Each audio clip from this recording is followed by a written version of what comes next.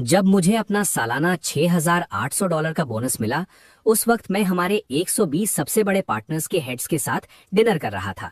जब उन सबको पता चला कि मैं जो उनकी सारी सर्विसेज प्रोवाइड करता हूं, उसे इतना छोटा सा बोनस मिला है, तो टेबल पर माहौल काफी अजीब हो गया। वहीं दूसरी तरफ मेरे कोलीग्स ग्रुप चैट में जमकर मस्ती कर रहे थे, क्योंकि उन्हें $1,50,000 के बोनस मिले थे। वो लोग अपनी अमीरी दिखा रहे थे। मैंने चैन से अपना डिनर खत्म किया। बस 7 दिन बाद मेरा कॉन्ट्रैक्ट खत्म हो गया। मैंने बिना किसी हड़बड़ी के नौकरी छोड़ दी। मेरे बॉस की चीखें फोन के पार से लगभग फटती हुई सुनाई दे रही थीं। क्यों? क्या हुआ? उन सब ने अपने निवेश वापस ले लिए, मेरे कॉन्ट्रैक्ट खत्म होने से 7 दिन पहले। वो dinner grand central plaza hotel में हुआ था। वहां जो लोग बैठे थे वो अनोवा नेटवर्क्स के 90% रेवेन्यू को कंट्रोल करते हैं। वो 120 पार्टनर कंपनियों के हेड्स थे। मैं वो शख्स हूं जो इन सभी 120 रिलेशनशिप्स को मेंटेन करता हूं। मैंने अपना ग्लास उठाया और बिना किसी झिझक के टेबल्स के बीच से गुजरता हुआ हर जाने पहचाने एग्जीक्यूटिव से बातें करने लगा। उनमें से कई लोग मेरे साथ मेरे पहले साल से काम कर रहे थे। हमारा रिश्ता एक सामान्य बिजनेस पार्टनरशिप से काफी ऊपर निकल चुका था। एक मशहूर ग्रुप के प्रोक्योरमेंट डायरेक्टर मिस्टर चेन ने मेरे कंधे पर हाथ रखकर बेहद सच्चे लहजे में कहा, विक्टर, तुम्हें अगले साल हमारा नया प्रोजेक्ट हैंडल करना ही होगा। मुझे किसी और पर भरोसा नहीं है। मैंने जवाब दिया, आपका बिजनेस मेरी प्राथमिकता है। तभी अचानक मेरी जेब में रखा फोन जोर जोर से वाइब्रेट करने लगा। मैंने बहाना बनाकर वॉशरूम जाने की बात कही। हॉलवे के एक शांत कोने में मैंने कंपनी का ग्रुप चैट खोला। वहां तो सेलिब्रेशन का माहौल था। रेड पैकेट्स की बाढ़ आई हुई थी। थैंक यू मिस्टर मार्कस, मेरा 1,50,000 का बोनस आ गया। अगले साल और ऊंचाइयों को छुएंगे। ये बोल रही थी सारा। वो मेरी कोलीग है। उसका काम है मेरी रिपोर्ट्स को अरेंज करना और फिर उन पर अपना नाम लगा लेना। मुझे भी 1,50,000 मिले। अनोवा नेटवर्क इस साल कमाल है, बिना मेहनत किए भी इनाम।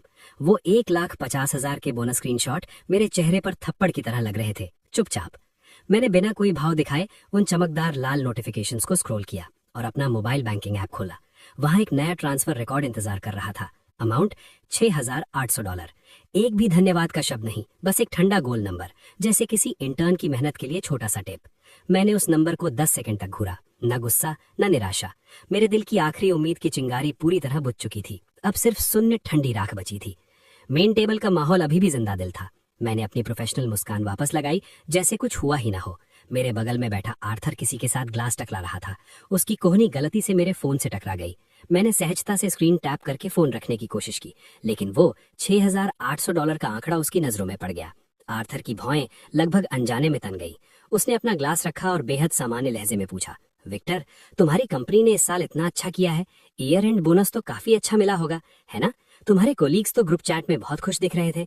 मैंने शांति से उसकी आंखों में देखा और एक ही नंबर बोला, $6,800। शोरगुल वाली मेन टेबल पर एकदम सन्नाटा छा गया। बस 1 सेकंड में हर आवाज गायब। आसपास के सभी बॉस ने वो नंबर सुन लिया था। उनके चेहरे देखने लायक थे। पहले सदमा, फिर पूर्ण अविश्वास और आखिर में गुस्से से भरी समझ। वो सब चालाक बिजनेसमैन थे। जो शख्स उन्हें 24 घंटे सर्विस देता था, जो उनके बिजनेस की जान थी, उसे सिर्फ 6,800 मिले। और वो ऑफिस के कर्मचारी जिन्हें वो जानते तक नहीं थे, कमा रहे थे 1,50,000। मतलब साफ था, माहौल भारी और तनावपूर्ण हो गया। लेकिन मैं ऐसे अभिनय कर रहा था जैसे कुछ हुआ ही ना हो। मैंने अपना ग्लास उठाया और उस सन्नाटे में खड़े होकर उन्हें एक विनम्र मुस्कान दी। इस पिछले साल के सपोर्ट के लिए आप सबका शुक्रिया। ये टोस्ट आपके नाम। मैं पी जाऊंगा, बाकी आप जैसे चाहें। मैंने एक ही बार में ग्लास खाली कर दिया। जलता हुआ लिक्विड मेरे गले को झुलसा रहा था, जैसे सालों से दबी थकान को जला रहा हो। मैंने खुद ही पहल करके बात को अगले साल के मार्केट प्लान पर शिफ्ट कर दिया। मेरी प्रोफेशनलिज्म ने डिनर को वापस पटरी पर ला दिया। क्लाइंट्स एक दूसरे को देख रहे थे, उनकी आंखों में सहानुभूति थी। आखिरकार डिनर जल्दबाजी में खत्म हुआ। मेहमान उठने लगे। आर्थर आखिरी बाहर निकला। मेरे पास से गुजरते हुए वो रुक गया। उसने अपनी अनुभवी आंखों से मुझे गहराई से देखा और केवल मुझे सुनाई देने वाली आवाज में कहा, विक्टर, तुम्हारे साथ गलत हुआ है। ये जगह तुम्हारे लायक नहीं है। अगर कोई प्लान हो तो मुझसे संपर्क करना। मुझे अच्छा लगा। धन्यवाद आर्थर। आखिरी मेहमान के जाने के बाद मैं अकेला अपने खाली घर लौट आया। हमेशा की तरह काम के ईमेल चेक करने के लिए लैपटॉप नहीं खोला, बल्कि खुद के लिए कप चाय बनाई। न गुस्सा था, न उदासी। जब आप किसी चीज से पूरी तरह उम्मीद खो देते हैं तो भावनाएं एक बेकार की विलासिता बन जाती हैं। मैंने लैपटॉप खोला, लेकिन काम के लिए नहीं, एक नया डॉक्यूमेंट बनाया। टाइटल था हैंडओवर लिस्ट। मैंने सिस्टमैटिक तरीके से सब कुछ लिखना शुरू किया, हर काम की प्रोसेस, हर क्लाइंट की जानकारी, हर प्रोजेक्ट का फ्रेमवर्क। मेरा दिमाग डरावने ढंग से साफ था। फिर मैंने दीवार पर लगे कैलेंडर को देखा। एक तारीख पर लाल घेरा बना था, 7 दिन बाद की। उसके बगल में लिखा था कॉन्ट्रैक्ट एक्सपायरी। मेरी निगाहें शांत और मजबूत थीं, जैसे कोई जनरल लॉन्च बटन दबाने वाला हो। आखिर में मैंने फोन खोला और एक हेड हंटर को ढूंढा जिसे मैंने 1 महीने पहले ऐड किया था। उसने पूछा था कि क्या मैं जॉब स्विच करने का सोच रहा हूँ। मैंने जवाब दिया था सब कुछ स्थिर है। वो मैसेज डिलीट कर दिया और नया रिप्लाई टाइप किया, मैं बात करने के लिए तैयार हूँ। कॉन्ट्रैक्ट खत्म होने में 6 दिन बाकी। मैं ऑफिस पहुंचा, हवा में उत्साह था, सबके चेहरे खिले हुए थे। बड़ा बोनस मिलने के बाद लोग यूरोप ट्रिप या नई कार खरीदने की बहस कर रहे थे। सारा ने बिल्कुल नई चमकदार लाल हील्स पहनी थी। उसके हाथ में एक लग्जरी बैग था जिसका डिजाइनर लोगो बेहद बड़ा और चकाचौंध करने वाला था। वो मेरे पास से गुजरी और जानबूझकर मेरी डेस्क के कोने पर रुक गई। उसने आवाज ऊंची करके शिकायत करते हुए कहा, मैंने कल ये बैग इम्पल्स में खरीद लिया, कुछ खास अच्छा भी नहीं है। विक्टर, तुम्हें क्या लगता है? मैंने ऊपर तक नहीं देखा, स्क्रीन पर हैंड ओवर डॉक्यूमेंट्स पर फोकस था। ठंडे लहजे में बोला, ठीक है। सारा की मुस्कान जम गई। उसने तुरंत दूसरों से कहा, सुनो सब, इस साल की सफलता पर सेलिब्रेट करने के लिए आज मैं आफ्टरनून टी दे रही हूँ, जो मन करे ऑर्डर करो। पूरे ऑफिस में तालियां और चीयरिंग गूंज गई। सारा के चारों तरफ भीड़ जमा हो गई। सब फोन पर अपने ऑर्डर देने में मस्त थे। हर तरफ हंसी थी। छोटा सा ऑफिस बाजार जैसा शोरगुलमला हो गया था। किसी ने मुझसे पूछा तक नहीं कि मुझे क्या चाहिए। मैं अदृश्य था, इस सेलिब्रेशन से पूरी तरह बाहर।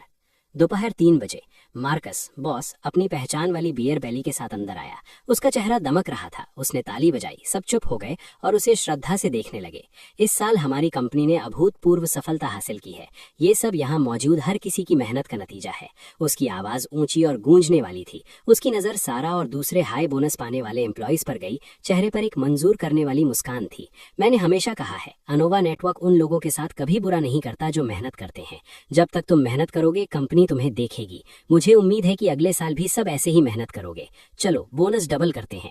वो भावुक होकर ये झूठे वादे कर रहा था, लेकिन उसकी चालाक आंखें जैसे किसी साजिश के तहत मेरी तरफ देखने से पूरी तरह बच रही थीं। जैसे मैं वो शख्स जो 90% बिजनेस लाता है, उन मेहनतकश लोगों में शामिल ही नहीं था। स्पीच खत्म करने के बाद मार्कस ने इशारे से मुझे अपने पास बुलाया। मैं शांति से उठा और उसके पीछे पीछे ऑफिस के अंदर गया। दरवाजा बंद किया। मार्कस की मुस्कान थोड़ी फीकी पड़ गई। उसने गंभीर और सच्चा चेहरा बनाते हुए कहा, विक्टर, इस साल की स्थिति को ज्यादा दिमाग में मत लगाओ। मुझे पता है तुमने बहुत योगदान दिया है। कंपनी तुम्हारी मेहनत को मानती है। मैंने अपना पानी का ग्लास पकड़ा और चुपचाप उसका नाटक देखता रहा। लेकिन तुम्हें समझना होगा, तुम्हारी सफलता ज्यादातर कंपनी के प्लेटफॉर्म के कारण है। अनोवा नेटवर्क के नाम के बिना वो बड़े क्लाइंट्स तुम्हें जानते तक नहीं।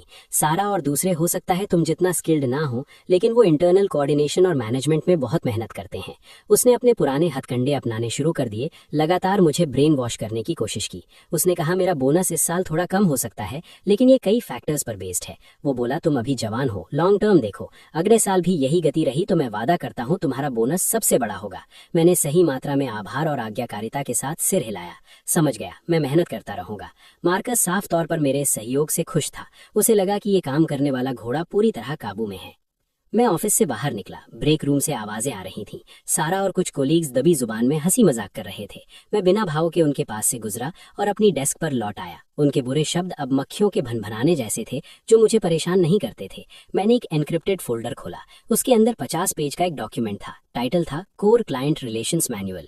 इस मैनुअल में सिर्फ कॉन्टैक्ट इन्फो और कॉन्ट्रैक्ट्स नहीं थे, बल्कि कॉम्प्लेक्स ऑफिस पॉलिटिक्स और हर डिसीजन मेकर की पर्सनल पसंद नापसंद का ब्यौरा था। ये मेरे सालों की मेहनत का नतीजा था। इन 120 क्लाइंट्स की असली जीवन रेखा। मैंने शांति से उस कोर डेटा को एन्क्रिप्ट किया और अपने प्राइवेट क्लाउड पर अपलोड कर दिया। काम खत्म करते ही मुझे लगा जैसे मेरे कंधों से एक भारी बोझ उतर गया।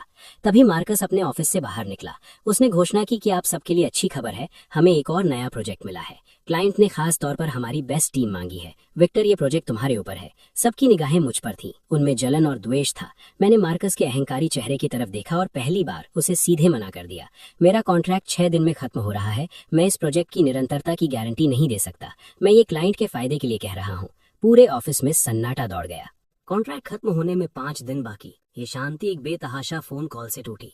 ये हमारे सबसे बड़े और पुराने क्लाइंट एपेक्स ग्रुप का था। उनका सिस्टम क्रैश हो गया था। पूरी प्रोडक्शन लाइन ठप पड़ गई थी। टेक्निकल सपोर्ट 2 घंटे से रिसर्च कर रहा था, लेकिन कुछ नहीं कर पाया। नॉमिनल कॉन्टैक्ट पर्सन सारा एपेक्स ग्रुप के सीटीओ से डांट खा रही थी। वो उसे फोन पर नोच रहे थे। वो बस इतना कह पा रही थी, हम काम कर रहे हैं। उसके पास उनके सवालों का कोई जवाब नहीं था।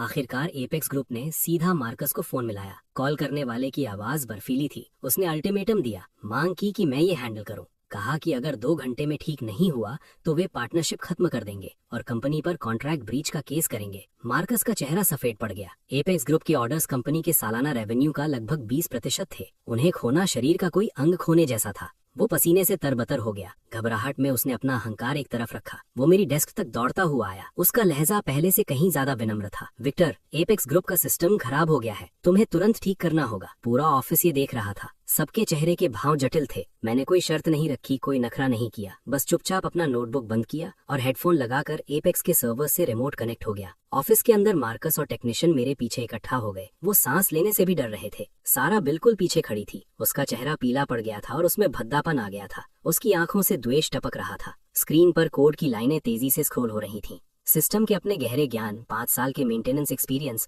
और आखिरी सिस्टम अपग्रेड के दौरान की गई भविष्यवाणी, जहां मैंने संभावित कमजोरियां पहले ही भांप ली थीं, के दम पर मैंने तुरंत समस्या की जड़ ढूंढ ली। टेक्निकल स्टाफ को सिस्टम आर्किटेक्चर समझ नहीं आ रहा था। वो समस्या ही नहीं ढूंढ पा रहे थे। मेरे हाथ कीबोर्ड पर तेजी से दौड़ रहे थे। कोड मॉडिफाई किया, सर्विसेज रीस्टार्ट की, कैश क्लियर किया।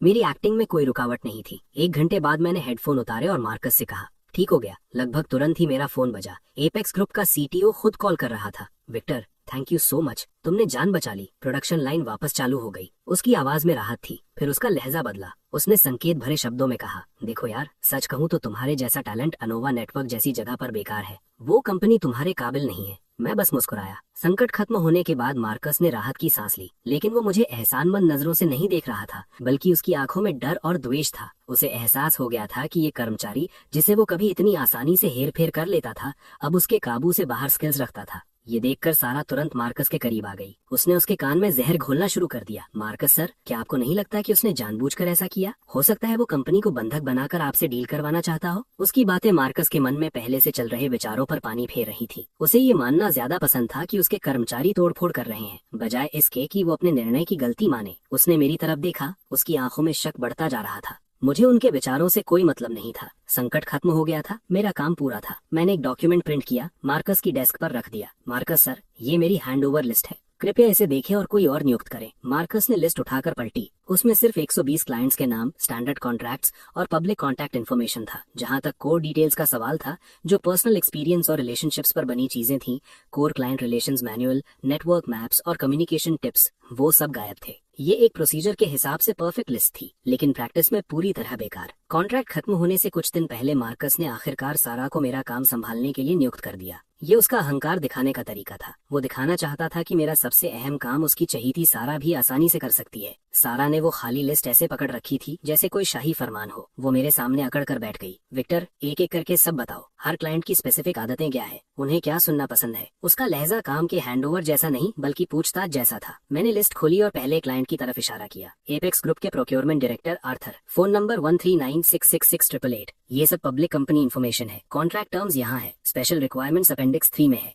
सब कुछ स्टैंडर्ड और डॉक्यूमेंटेड है। रुको, ये कौन सुनना चाहता है? मुझे अनरिटन रूल्स चाहिए जो डॉक्यूमेंट्स में नहीं है। उसे किस ब्रांड की चाय पसंद है, उसके साथ डिनर करते वक्त किन बातों का ध्यान रखूं। मैंने शांति से उसकी तरफ देखा और कहा, मेरा हैंडओवर सिर्फ इस लिस्ट में लिखी चीजों तक सीमित है, जो स्टैंडर्ड इन्फॉर्मेशन कंपनी की संपत्ति है। जहाँ तक आर्थर के साथ मेरी पर्सनल दोस्ती और मेरे पर्सनल कम्युनिकेशन एक्सपीरियंस की बात है, वो मेरे हैं, वो हैंडओवर का हिस्सा नहीं है।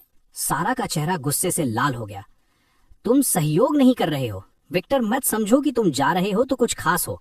उसकी आवाज तेज हो गई, जो शांत ऑफिस में चुभने वाली थी। वो अपनी कुर्सी पर पीछे झुक गया और उसे देखने लगा।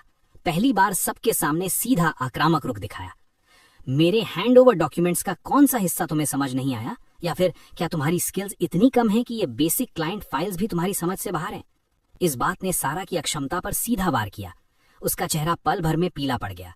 उसके होंठ कांपने लगे। वो एक शब्द का जवाब नहीं दे पाई। कॉलीग्स में फुसफुसाहट शुरू हो गई। कुछ लोग सारा को बेवकूफ बनते देख खुश हो रहे थे, क्योंकि वो हमेशा तानाशाह की तरह रहती थी और आखिरकार उसे मुंह की खानी पड़ी। वहीं दूसरों को लगा कि विक्टर बहुत अहंकारी हो रहा है, क्योंकि वो जा रहा है तो बॉस की चहेती के साथ ऐसा कर रहा है। जैसे जैसे हालात बेकाबू हो रहे थे, मार्कस को अपने ऑफिस से बाहर आना पड़ा। बस करो, हम सब कॉलीग हैं, शांति से बात करो। उसने गला साफ किया और मेरी तरफ ऊपर से नीचे देखते हुए बोला, विक्टर, थोड़ा उदार बनो। सारा अपना काम कर रही है, बस अपना थोड़ा अनुभव उसके साथ शेयर कर दो। ये सब कंपनी के भले के लिए है। मैंने मार्कस के पाखंडी चेहरे को देखा। मुझे हंसी आ रही थी। मार्कस, अनुभव केवल प्रैक्टिकल काम से ही आता है। अगर उसे इतने सरल क्लाइंट रिलेशंस के लिए भी मेरी मदद चाहिए तो मैं सुझाव दूंगा कि कंपनी ये रीइवैल्यूएट करे कि क्या वो इस रोल के लायक भी है। मेरे शब्द तीखे तीर की तरह थे जिसने सारा का अहंकार चीर दिया। मार्कस का चेहरा पूरी तरह काला पड़ गया। ऑफिस में खामोशी छा गई। उसी जमे हुए माहौल में मेरा फोन वाइब्रेट हुआ। मैंने चेक किया, आर्थर का मैसेज था। उसने एक खूबसूरत ई ऑफर भेजा था जो एक ऐसी नई कंपनी से था जिसका नाम मैंने पहले कभी नहीं सुना था। पोजीशन थी सीनियर पार्टनर। सैलरी और बेनिफिट्स अविश्वसनीय थे। ये एक ऐसा ऑफर था जिसे मैं ठुकरा नहीं सकता था। मैंने फोन लॉक किया और ऊपर देखा। मार्कस की ठंडी निगाहों का सामना किया। मुझे अपने अंदर एक अपरिचित सी राहत महसूस हुई। मैंने ये झमेला खत्म कर दिया। अब मेरे कॉन्ट्रैक्ट खत्म होने में 1 दिन बाकी है। अनोवा नेटवर्क में मेरा आखिरी दिन था। मैंने सुबह अपनी डेस्क साफ करने में बिताई। सारी पर्सनल चीजें एक बॉक्स में पैक की। सारी पर्सनल फाइल्स डिलीट कर दी। कंपनी के कंप्यूटर और फोन के अलावा डेस्क बिल्कुल खाली थी, जैसे मैं कभी था ही नहीं। कॉलीग्स छोटे छोटे समूहों में खड़े होकर नकली मीठी बातें कर रहे थे, लेकिन उनकी आंखों में मेरे रुकने की कोई इच्छा नहीं थी। वो बस मेरे पतन का इंतजार कर रहे थे। उनके हिसाब से कंपनी के प्लेटफॉर्म के बिना मेरे जैसा टेक गीक बेकार है। समाज मुझे सबक सिखाएगा और मुझे अनोवा छोड़ने का पछतावा होगा। सारा ने अपनी घृणा छिपाने की कोशिश भी नहीं की। वो बाहें चढ़ाए व्यंग्यात्मक स्वर में बोली, अरे वाह, कोई बड़ा आदमी बन गया है। अनोवा नेटवर्क जैसा प्लेटफॉर्म नहीं होगा जो तुम्हारी गलतियों को छुपाए, तब पता चलेगा कि तुम कितने बड़े आदमी हो। मैं बस मुस्कुराया और आखिरी फाइल डिलीट कर दी। दोपहर में मार्कस ने मुझे आखिरी बातचीत के लिए बुलाया। अपनी बड़ी एग्जीक्यूटिव कुर्सी पर बैठे हुए उसने मुझसे ऊपर वाले लहजे में कहा, विक्टर, हालांकि हाल के दिनों में तुम्हारा व्यवहार अनप्रोफेशनल रहा है, मैं तुम्हारे सालों के काम को देखते हुए कोई गिला नहीं रखूंगा। हमारे दरवाजे हमेशा तुम्हारे लिए खुले हैं। बेशक तब तुम्हारी सैलरी पर फिर से बातचीत करनी पड़ेगी। उसे लगा जैसे वो बेहद उदारता दिखा रहा है। मैंने उसकी तरफ देखा और विनम्रता से मुस्कुराया। धीरे से बोला, मार्कस, मुझे उम्मीद है कि मेरे जाने के बाद भी तुम मुस्कुराते रहोगे। शाम 5:30 जाने का समय हो गया था। मैंने अपना बॉक्स उठाया। आखिरी बार फिंगरप्रिंट स्कैनर पर हाथ रखा। किसी को अलविदा नहीं कहा। एक बार पीछे मुड़कर नहीं देखा। सहानुभूति, उपहास और उदासीन निगाहों से गुजरते हुए मैं शांति से उस जगह से बाहर निकल गया जहां मैंने अपनी जवानी के साल लगा दिए थे। उसी वक्त चेयरमैन के ऑफिस में मार्कस का फोन बजता रहता था। सैकड़ों कंपनियां अनोवा नेटवर्क के साथ पार्टनरशिप खत्म करना चाहती थीं। उन्हें बेहतर टर्म्स ऑफर करने पर भी वे मानने को तैयार नहीं थे। एक ही वजह थी, मेरा रिजाइन करना। मार्कस घबरा गया। उसने फोन इतनी जोर से पकड़ा कि स्क्रीन गार्ड फट गया। जल्दी करो, विक्टर को वापस मेरे पास ले आओ। नौकरी छोड़ने की पहली सुबह मैं अलार्म से नहीं बल्कि बाहर चिड़ियों की चहचहाट से उठा। साधारण स्पोर्ट्स वेयर पहनकर मैं नीचे पार्क में जॉगिंग करने चला गया। वो क्यूबिकल जहां हमेशा साजिशें होती थीं, अब हवा भी कितनी ताजा लग रही थी। झील में अपना प्रतिबिंब देखकर मुझे नौकरी छूटने की चिंता नहीं हो रही थी, बल्कि मैं एक अजीब सी शांति और नियंत्रण का एहसास कर रहा था। मेरी जेब में फोन वाइब्रेट हुआ। मैंने निकाल कर देखा, एक ग्रुप से मैसेज था। हालांकि मैं मेन कंपनी ग्रुप से बाहर था, लेकिन टेक डिपार्टमेंट के एक व्यक्ति ने मुझे प्राइवेट मैसेज भेजा था। विक्टर, क्या तुम सच में चले गए? एपेक्स ग्रुप आज फिर से प्रोग्रेस पूछ रहा है। सारा गुस्से में ऑफिस में ग्लास फेंक रही है। मार्कस का चेहरा कोयले जैसा काला है। मैंने चैट बॉक्स बंद कर दिया। एक ठंडी मुस्कान मेरे होठों पर खेल गई। मैं अनोवा नेटवर्क की स्ट्रक्चर अच्छे से जानता था। ये रेत पर बनी गगनचुंबी इमारत थी और मैं उसकी सबसे अहम नींव था। अपने आप को हटाकर मैं अपने साथ सिर्फ तकनीक नहीं ले जा रहा था। उस वक्त अनोवा नेटवर्क का ऑफिस पूरी तरह अस्त व्यस्त होगा। सारा मेरी पुरानी डेस्क पर बैठी क्लाइंट्स की मांगों की लंबी लिस्ट देख रही होगी। वो जो पहले सिर्फ पेपर साइन करती थी और बोनस लेती थी, अब उन मुश्किल मांगों के सामने वो कोड की पहली लाइन भी समझ नहीं पा रही होगी। ये क्या बकवास है? क्या विक्टर ने जानबूझकर कुछ छुपाया है? ये इंटरफेस कनेक्ट क्यों नहीं हो रहा है? उसके बगल वाला तकनीशियन सहम गया। उसने धीरे से समझाया, ये वो कंपैटिबिलिटी लॉजिक थी जो विक्टर ने एपेक्स ग्रुप के पुराने सिस्टम के लिए खास लिखी थी। वो डॉक्यूमेंटेशन में नहीं थी, सब उसके दिमाग में था। मैं एक बेंच पर बैठा दूर सूर्यास्त देख रहा था। मार्कस, ये तो शुरुआत है। मैं तुम्हें अपनी आंखों से देखने दूंगा कि कैसे तुम्हारा तथाकथित प्लेटफॉर्म अपने असली केंद्र के बिना टुकड़े टुकड़े हो जाता है। मैंने एक हेडहंटर की इंडस्ट्री रिपोर्ट पलटी। अचानक फोन बजा। एक परिचित नंबर स्क्रीन पर चमका। मैंने 30 सेकंड तक बजने दिया, फिर धीरे से उठाया। विक्टर, घर पर आराम कैसा चल रहा है? तुम इतने अचानक चले गए, फेयरवेल डिनर का भी मौका नहीं मिला। आप बहुत दयालु हैं मार्कस, मुझे लगता है अभी सब ठीक है, शांति है। लाइन पर कुछ सेकंड की खामोशी छा गई। फिर मार्कस की भारी सांसें सुनाई दी। वो शिकायत वाली कॉल्स में डूबा होगा। असल में अकाउंटिंग से गलती हो गई थी, मैंने उन्हें डांटा है। देखो, मैं खुद तुम्हें 100,000 का बोनस देता हूँ, सीनियर डायरेक्टर पदोन्नत करता हूँ। क्या कहते हो? 100,000 बोनस और सीनियर डायरेक्टर का पद मेरी तरफ से। उसके खोखले वादे सुनकर मुझे सिर्फ घृणा हुई। अगर एपेक्स ग्रुप और दूसरे बड़े क्लाइंट्स ने निवेश वापस लेने की धमकी नहीं दी होती तो वो ये फोन कभी नहीं करता। फोन रखने के बाद मैंने उसका नंबर ब्लॉक कर दिया तुरंत। वो सोचता है मैं वो सस्ता लेबर हूं जो हड्डी के लिए पूंछ हिलाता है। सालों के धैर्य से मैंने उसका लालच और अदूरदर्शिता देख ली थी। बाहर रात गहराती जा रही थी। मैंने एक नई फाइल का नाम रखा सेट सेल। मैं सिर्फ छोड़कर नहीं जा रहा, मैं अपनी हर उस चीज को ले जा रहा हूं जो मेरी है और अनोवा नेटवर्क को एक खोखला ढांचा बनाकर छोड़ दूंगा। रिजाइन किए हुए 5 दिन बाद एपेक्स ग्रुप के आर्थर ने मुझे चाय पर बुलाया। वो बेहद चालाक इंसान है। वो अनोवा में मेरा सबसे मूल्यवान पार्टनर था। कमरे में चाय की खुशबू थी। उसने मुझे एक बुद्धिमान और जानकार निगाह से देखा। अनोवा नेटवर्क पूरी तरह बिखर रहा है। मार्कस कल अपनी टीम लेकर आया था। घंटों बातें करता रहा, कोई ठोस प्लान नहीं बना पाया। सारा तो बस मीठी मीठी बातें करने आई थी। वो आगे बढ़ा, उसका लहजा गंभीर हो गया। सच कहूं, एपेक्स ग्रुप को सिर्फ तुम पर भरोसा है। तुम्हारे बिना अनोवा नेटवर्क के साथ काम करना हमें सुरक्षित नहीं लगता। मैंने लीगल से कह दिया है कि कॉन्ट्रैक्ट टर्मिनेशन की प्रोसेस शुरू कर दें। मैंने चाय की चुस्की ली। कोई हैरानी नहीं दिखाई। सब कुछ मेरी उम्मीद के मुताबिक हो रहा था। विक्टर, क्या तुम अपना खुद का बिजनेस शुरू करने में रुचि रखते हो? मैं तुम्हें एपेक्स ग्रुप का पहला कॉन्ट्रैक्ट दूंगा।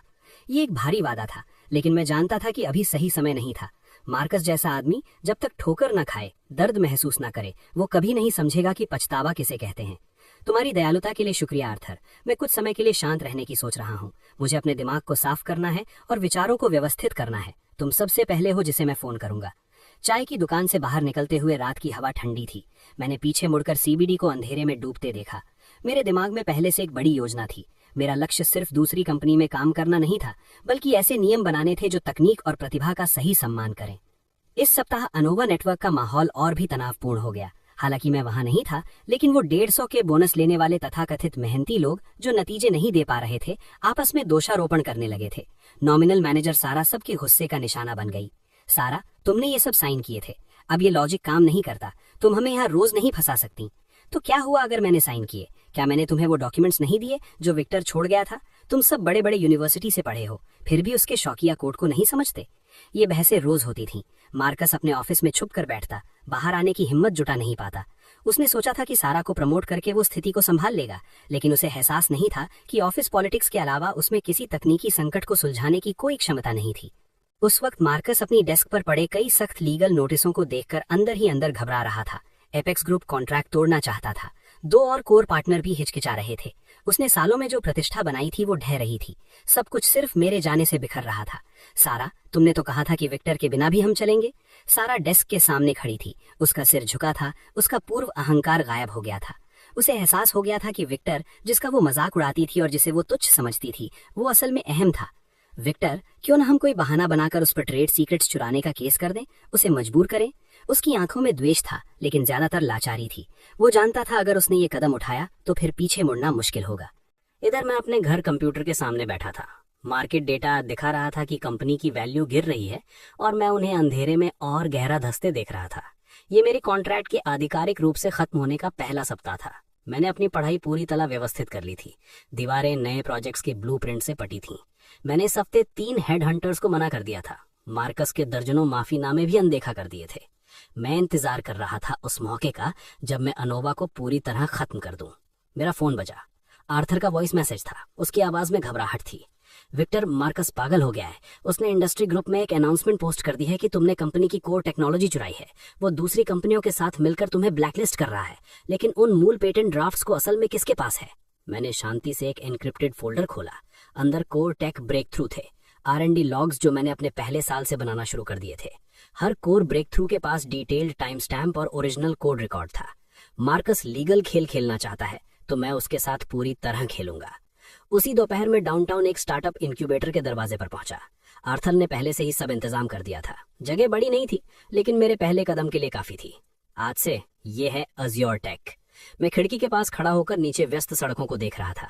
मुझे पता था कि मार्कस की ब्लैकलिस्ट जल्द ही मजाक बन जाएगी। जब अनोवा से ठगे गए क्लाइंट मुझे वापस आते देखेंगे, वे सबसे स्मार्ट चुनाव करेंगे। इधर अनोवा नेटवर्क अपने अंतिम पागलपन में खोया हुआ था। मार्कस और सारा को लगा कि उनके पास दांव है, लेकिन उन्हें एहसास नहीं था कि वो सीधे उस कब्र में जा रहे हैं जो मैंने उनके लिए खोदी थी। मार्कस की ब्लैकलिस्ट इंडस्ट्री में ठंडी हवा की तरह फैल गई थी। मैं अपनी नई किराए की डेस्क पर बैठा कुछ हेड हंटर्स के माफीनामे पढ़ रहा था। मुझे कोई फर्क नहीं पड़ा। वे विनम्र थे, लेकिन बात साफ थी। मार्कस ने एसोसिएशन और अनोवा को बैक करने वाली कंपनियों के जरिए अपना असर दिखाया था। मैंने इन बचकानी हरकतों की उम्मीद कर ली थी। मैं नए सिस्टम की लॉजिक बनाने में जुटा था, तभी दरवाजे पर कदमों की आहट हुई। ये बेनी था, वो जो पहले टेक में मेरे अंडर काम करता था। विक्टर, मार्कस हमें मजबूर कर रहा है कि हम तुम्हारी जगह लें। असफल रहे तो टीम का बोनस कट जाएगा। अब बर्दाश्त नहीं होता। बैठो। क्या तुमने रिजाइन कर दिया? क्या मार्कस ने तुम्हें परेशान किया? बेनी ने सिर हिलाया। उसकी आंखें लाल थीं। उसने कहा, सब डर में जी रहे हैं। सारा दोष बचाने के लिए रोज चेक करती है कि किसी का मुझसे कांटेक्ट तो नहीं है। विक्टर, अगर तुम्हें किसी की जरूरत है तो मैं तुम्हारे लिए काम करना चाहता हूँ। मेरे दिल में गर्माहट आई। मार्कस सोचता है कि ताकत से मेरा करियर खत्म कर सकता है, लेकिन वो एक बात भूल गया कि डर के जरिए वफादारी नहीं खरीदी जा सकती। मैं तुम्हें वेतन दूंगा, पहले से भी ज्यादा, लेकिन पहले हमें उसके इंडस्ट्री बैन से निपटना होगा। मैंने कंप्यूटर खोला और एक पुराने टेक फोरम में लॉगिन किया। वहां मैं सिर्फ विक्टर नहीं हूँ, मैं एक टॉप एक्सपर्ट हूँ जिसके हजारों फॉलोअर्स हैं। मार्कस मेरी प्रतिष्ठा बर्बाद करना चाहता है। मैं उसे दिखाऊंगा कि असली दबदबा कैसा होता है। बेरोजगार हुए 10 दिन बाद अचानक सारा का फोन आया। उसका लहजा हैरानी से नरम था। उसने मिलने की इच्छा जताई, कंपनी की तरफ से माफी मांगना चाहती थी। मुझे पता था ये जाल है, लेकिन मैं गया। मैं देखना चाहता था कि मार्कस की क्या साजिश है और सारा के पास क्या दांव बचे हैं। प्राइवेट डिनर रूम में सारा ने अपनी पूरी भड़कीली शक्ल में आकर मेरी बाह पकड़ने की कोशिश की। विक्टर, मैं पहले इमैच्योर थी, मुझे माफ कर दो। मार्कस ने कहा, जैसे ही तुम उस सिस्टम के लिए फॉर्मल टेक्निकल लाइसेंस प्रोवाइड कर दोगे, हमारा सहयोग फिर से शुरू हो जाएगा। कंपनी तुम्हें कंसल्टिंग फीस भी देगी। क्या तुम खुद भी इस बात पर यकीन करती हो? ये मेरी पर्सनल इंटेलेक्चुअल प्रॉपर्टी है, कॉन्ट्रैक्ट में साफ लिखा था। सारा की मुस्कान जम गई, उसकी नजरें भद्दी हो गईं। उसने अपने बैग से एक रिकॉर्डिंग पेन निकाला और मेज पर पटक दिया। विक्टर, ये सीधा रास्ता मत लो। मार्कस ने पहले से एक्सपर्ट्स हायर कर रखे हैं। अगर तुम आज नहीं माने तो हम तुम पर केस करेंगे कि तुमने जाने से पहले वायरस डाला था, जिससे कंपनी का सिस्टम क्रैश हो गया। इस पेन में तुम्हारी कबूलियत नामा रिकॉर्डिंग है। मैंने उसके आत्मविश्वास से भरे चेहरे को देखा। ये बिल्कुल हास्यास्पद था। उसे नहीं पता कि मेरे फोन ने आते ही वीडियो क्लाउड पर अपलोड करना शुरू कर दिया था। तो क्या हुआ? मैं भी चाहता हूँ कि जज सुने कि कैसे तुम मुझे अपनी संपत्ति छोड़ने के लिए ब्लैकमेल कर रही हो। मैंने मेज पर रखे खाने की तरफ देखा तक नहीं। सारा पीछे से गुस्से में चीख रही थी, लेकिन मैं पहले से सोच रहा था कि इस धमकी का इस्तेमाल अनोवा के खिलाफ कैसे करूं।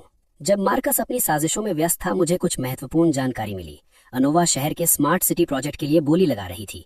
ये उनकी आखिरी जीवन रेखा थी। बोली जीतने के लिए मार्कस पूरी ताकत झोंक रहा था, यहाँ तक कि अपनी प्रस्तावना में मेरे पिछले काम का बहुत सारा हिस्सा इस्तेमाल कर रहा था। बेनी ने कंप्यूटर से मेरी तरफ देखते हुए कहा, अगर उन्होंने तुम्हारे प्लान को थोड़ा सा बदल कर सबमिट और दिया तो हम क्या करेंगे? हमारी कोई प्रतिष्ठा नहीं है। ये साबित करना मुश्किल होगा कि ये हमारा है। चिंता मत करो, मैंने उस प्लान में सिर्फ लॉजिक ही नहीं छोड़ी थी। मैंने कोर आर्किटेक्चर में एक लॉजिक ट्रैप गाड़ दिया था, जिसे सिर्फ मैं ही ट्रिगर कर सकता हूँ। जैसे ही सिस्टम एक निश्चित स्केल पर पहुंचेगा, बिना मेरे ऑथराइजेशन सर्टिफिकेट के एक कॉपीराइट नोटिस पॉपअप हो जाएगा। पूरा इंटरफेस वो नोटिस दिखाएगा। मार्कस सोचता है कोड मिल गया तो सब ठीक है। असल में वो खुद ही अपनी कब्र खोद रहा है।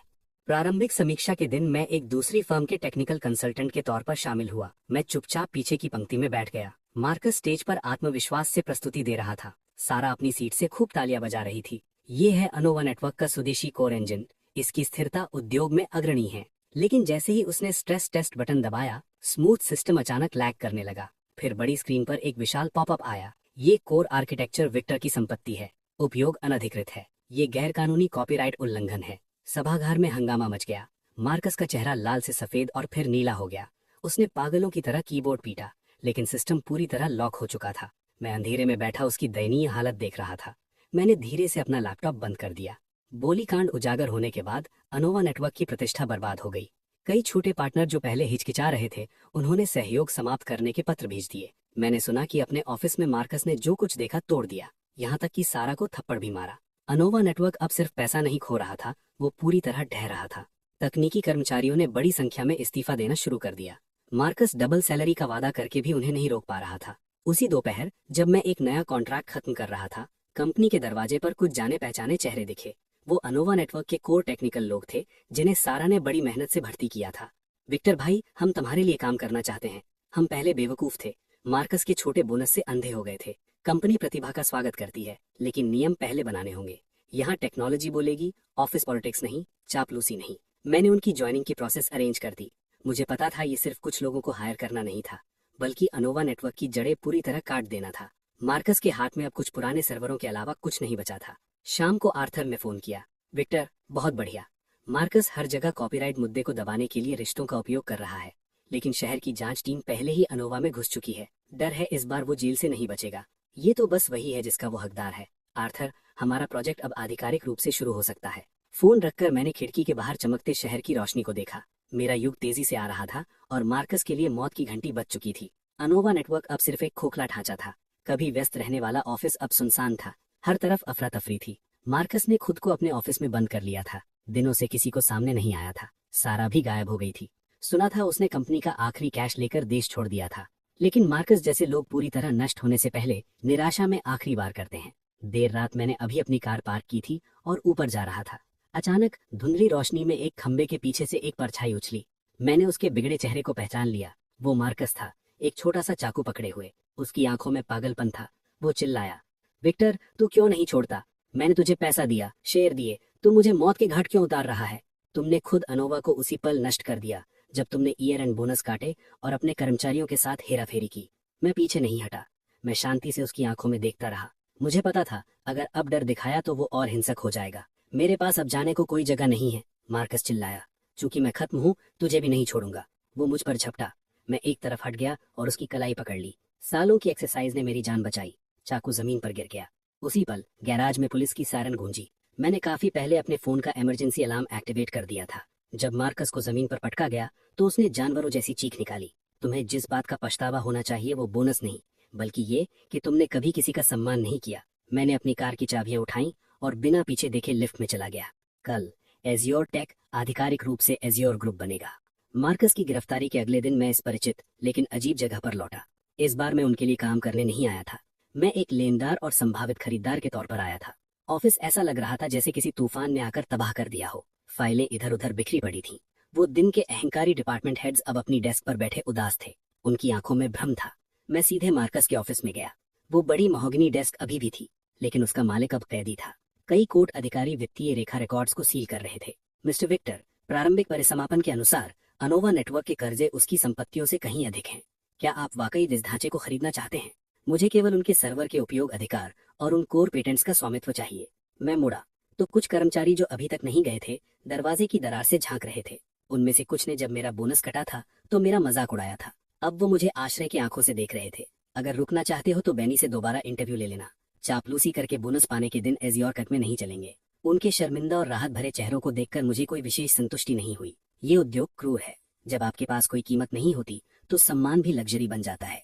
मैं खिड़की के पास गया और नीचे व्यस्त सड़कों को देखा। अनोवा नेटवर्क का बोर्ड जल्द ही हटा दिया जाएगा, लेकिन ये तो मेरे विस्तार का पहला कदम था।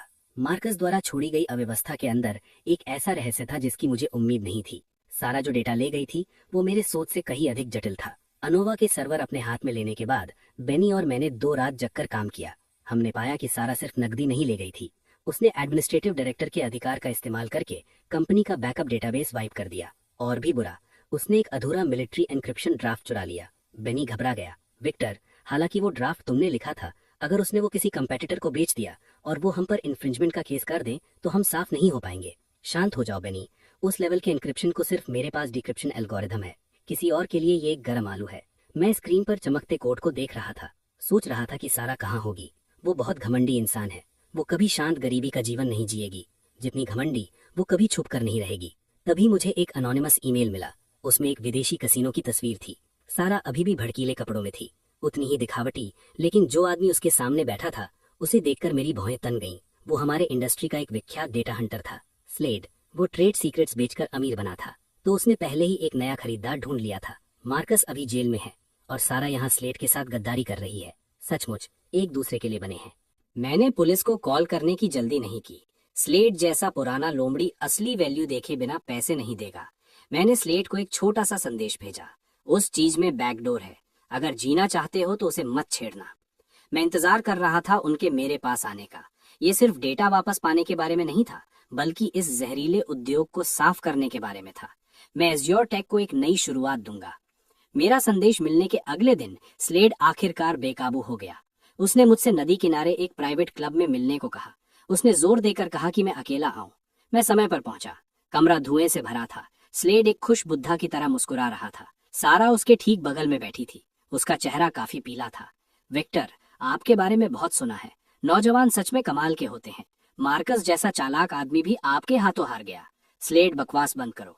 मैं विक्टर हूँ। सारा जो ले जा रही है वो तुम्हारे बस की नहीं है। सारा अचानक खड़ी हो गई। उसकी आवाज डर और गुस्से से कांप रही थी। विक्टर, ये चालें बंद करो। स्लेड ने पहले ही एक्सपर्ट से चेक करवा लिया है। ये प्लान मामूली बदलावों के साथ कमर्शियली इस्तेमाल किया जा सकता है, तब तुम ही कॉपीराइट उल्लंघन करते पकड़े जाओगे। एक्सपर्ट्स मतलब वो तीसरे दर्जे के प्रोग्रामर जो मल्टी साइक्लिंग करेंसी भी नहीं संभाल सकते। जाओ उस प्रोटोकॉल का तीसरा मॉड्यूल रन करो, देखते हैं तुम्हारा सर्वर जलता है या नहीं। स्लेड का चेहरा सफेद पड़ गया। उसने अपने लोगों को इशारा किया। जैसे ही प्रोग्राम स्टार्ट हुआ, स्क्रीन पर लाल वार्निंग लाइट्स तेजी से चमकने लगी। क्या हो रहा है? बंद करो इसे। मेरी डायनेमिक ऑथराइजेशन के बिना कोई भी जबरन access self destruct program trigger कर देगा। मैंने सारा को अपनी कुर्सी पर गिरते देखा। उसकी नजरें खाली थीं। उसका आखिरी दांव मेरे सामने कागज जैसा कमजोर था। स्लेड जैसा बिजनेसमैन जानता है कि कब नुकसान काट लेना चाहिए। उसने सारा के चेहरे पर जोरदार थप्पड़ मारा। उसकी आवाज कांप रही थी। स्लेड का थप्पड़ इतना जोरदार था कि सारा का आधा चेहरा सूज गया। वो डर से मुंह दबाए बैठी रही। उसकी आंखों में निराशा थी। स्लेड के लिए सारा अब दूध देने वाली गाय नहीं रही थी, वो एक टाइम बम बन चुकी थी। मिस्टर विक्टर, ये तो गलत फहमी है। इस औरत ने झूठ बोला कि ये काम इसका है। कानून इससे निपट लेगा। आपने हाल ही में स्मार्ट सिटी प्रोजेक्ट फेज 2 की बोली के बारे में पूछताछ की थी। स्लेड जैसे अनुभवी ने तुरंत मेरे छुपे हुए मतलब को समझ लिया। उसके माथे पर पसीने की छोटी बूंदें आ गईं। उसने पागलों की तरह सिर हिलाया। हमारी छोटी सी कंपनी आपसे मुकाबला करने की हिम्मत नहीं जुटा सकती। मैंने कच्चे डेटा वाली यूएसबी ड्राइव वापस ले ली, जबकि स्लेड देखता रहा। मैंने इकोनॉमिक क्राइम यूनिट को कॉल कर दिया। जब सारा ने सायरन की आवाज सुनी तो वो गुड़िया की तरफ फर्श पर गिर पड़ी। उसने मेरे पैर पकड़ने की कोशिश की, लेकिन मैंने ठंडे दिल से एक कदम हटा लिया। विक्टर, मुझसे गलती हो गई। मैं सारा पैसा वापस दे दूंगी। प्लीज मुझे जेल मत भेजो। जिस पल तुमने हमारा कोर डेटा चुराना चुना, तुम्हारा अंत पहले से लिखा जा चुका था। सारा को पुलिस कार में ले जाते देख मेरे दिल की आखिरी काली छाया गायब हो गई। लेकिन ये अंत नहीं था। स्लेड के पीछे की शक्तियां आसानी से ये नहीं देख सकती थीं कि मेरे जैसा बाहरी व्यक्ति इतनी आसानी से सफल हो जाए। ऑफिस वापस आते वक्त आर्थर का फोन आया। वो काफी चिंतित लग रहा था। उसने कहा कि इंडस्ट्री का नेता इम्पेरियन ग्रुप हमारे पार्टनर्स से लगातार संपर्क कर रहा है। लगता है उनका इरादा है सारा और स्लेड से निपटने के बाद हमें अधिग्रहण कर लें।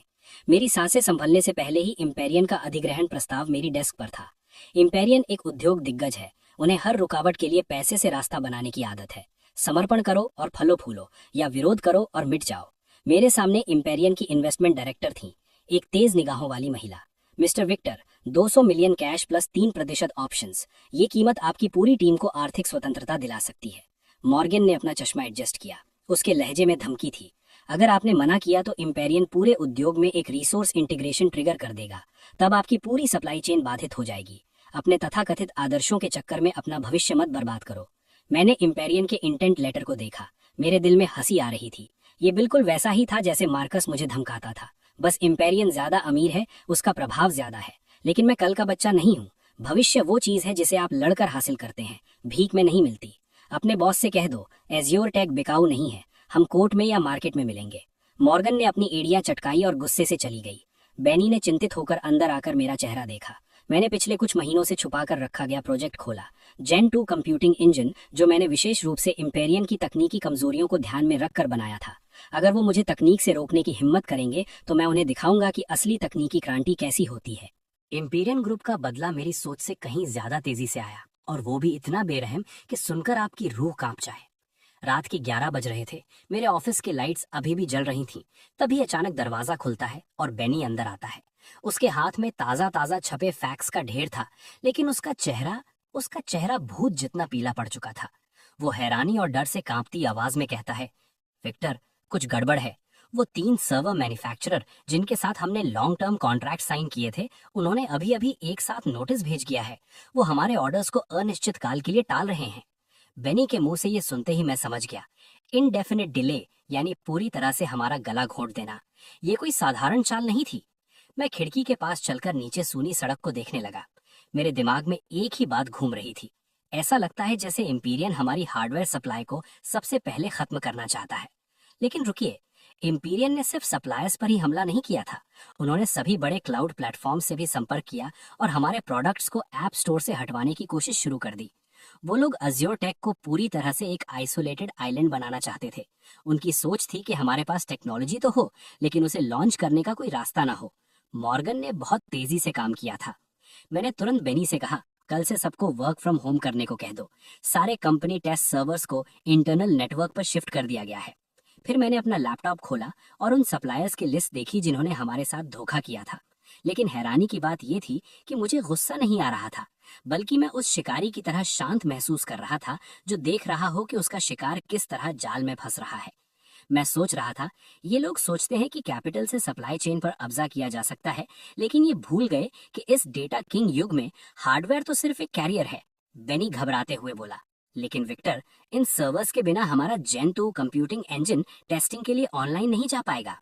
मैंने मुस्कुराते हुए कहा, किसने कहा कि हम उनके सर्वर्स इस्तेमाल करेंगे? जब उन्होंने गंदा खेलना शुरू कर दिया है तो सिस्टम कोड लोडिंग। मैंने ये सिस्टम उन हालातों के लिए तैयार किया था। ये एक टेक्निकल प्रोटोटाइप था जिसे मैंने रिजर्व में रखा हुआ था। इंपीरियल ग्रुप सोच रहा है कि पानी काट दूंगा तो प्यास से मर जाओगे, लेकिन उन्हें नहीं पता कि मैंने बहुत पहले ही जमीन के नीचे एक गहरा कुआं खोद रखा था। इंपीरियल ग्रुप के कुल बहिष्कार के बीच पूरा इंडस्ट्री मेरी विफलता का इंतजार कर रहा था। लेकिन अगली सुबह सबसे पहले मैं एपेक्स ग्रुप के आर्थर के ऑफिस में पहुंचता हूं। वो खिड़की से बाहर गहरी नजर से देख रहा था। उसके माथे पर शिकन थी। उसकी मेज पर इंपीरियल ग्रुप का एक कोऑपरेशन प्रपोजल रखा था। वो सोच में पड़ गया था। आर्थर ने मुझसे कहा, विक्टर, कल इंपीरियन के लोग मुझसे मिलने आए थे। उन्होंने कहा कि अगर एपेक्स ग्रुप अगले 5 साल अज्योर टेक के साथ काम करना बंद कर दे तो हमारी सारी मेंटेनेंस फीस आधी कर दी जाएगी। मैंने उसकी आंखों में देखा और कहा, आर्थर, उनकी जंजीरें पहनने में आसानी तो होगी, लेकिन जिस दिन एपेक्स ने अपने सिस्टम इंपीरियन के क्लाउड पर शिफ्ट कर दिए, उसके बाद जब वो प्राइस बढ़ाएंगे तो तुम कुछ नहीं कर पाओगे। आर्थर घूमा और उसने मेरी आंखों में झांका। वो एक प्योर बिजनेसमैन था, लेकिन एक दूरदर्शी रणनीतिकार भी। वो तौल रहा था, क्या वो छोटा लेकिन तुरंत प्रॉफिट चुनेगा या फिर वो भविष्य जो नियम बदल सकता है।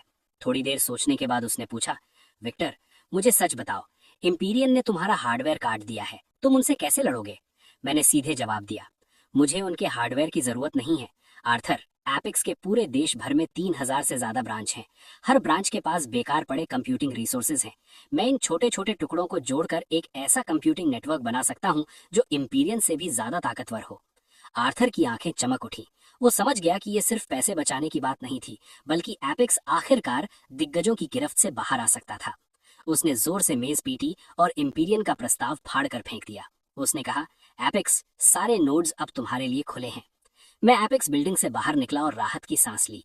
इंपीरियन सोच रहा था कि उन्होंने समुद्र बंद कर दिया है, लेकिन उन्हें नहीं पता कि जिन जगहों को वो देख नहीं पा रहे, वहां मैंने हजारों नदियों को इकट्ठा कर लिया था। जब मैं एपेक्स के साथ गुप्त डील कर रहा था, तभी इंपीरियन ने मीडिया वॉर छेड़ दिया।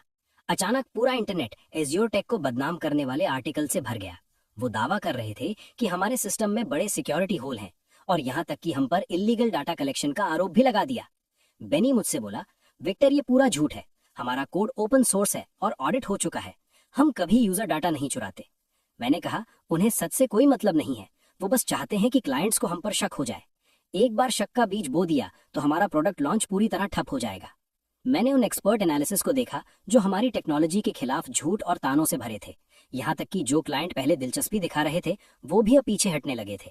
ये बिल्कुल मास्टर स्ट्रोक था। यू लियोन ने ये चाल बहुत अच्छी खेली थी। उन्होंने हमारा मनोबल तोड़ने का काम किया था, लेकिन मैंने सोचा अगली चाल मेरी होगी। मैंने कहा, चूंकि उन्होंने पीआर वॉर शुरू कर दी है, तो चलो उन्हें एक बड़ा सरप्राइज देते हैं।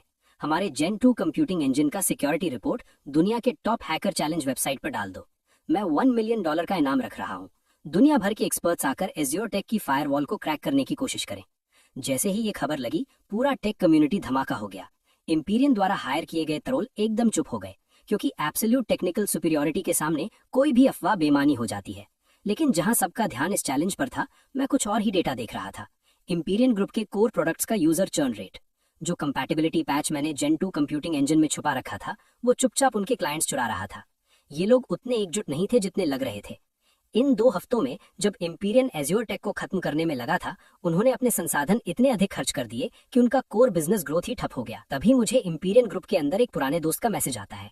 वो बताता है कि उनके इन्वेस्टमेंट डायरेक्टर और टेक्निकल डायरेक्टर आपस में लगातार लड़ रहे हैं।